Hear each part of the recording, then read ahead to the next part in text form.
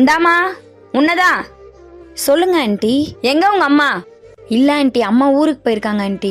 ஏன் குழு காசு வாங்கினா டேட்டு கட்டணும்னு தெரியாதா? உங்களுக்காக நான் திட்டு வாங்கி இருக்கணுமா? நாளைக்கு தானே ஆண்டி, வந்தா சொல்றேன் ஆண்டி, அம்மா கட்டிடுவாங்க. காசு கட்டுற தேதி வந்தாதான் ஊருக்கு போய்க்கிறாங்க, ஊறுகாய் போட போய்க்கிறாங்கன்ட்டு ஒழுங்கா வந்து கட்ட சொல்லு. கடைசி தேதி ஆயிடுச்சு, எல்லாம் கொடுத்துட்டாங்க, நீங்க மட்டும் தான் லேட்டு.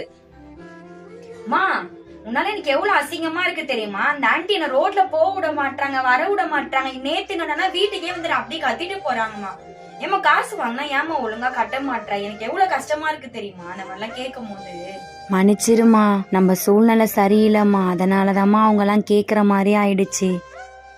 ஆர்டர்லாம் நிறைய வந்தா அம்மா சீக்கிரமா கட்டிடுவாமா.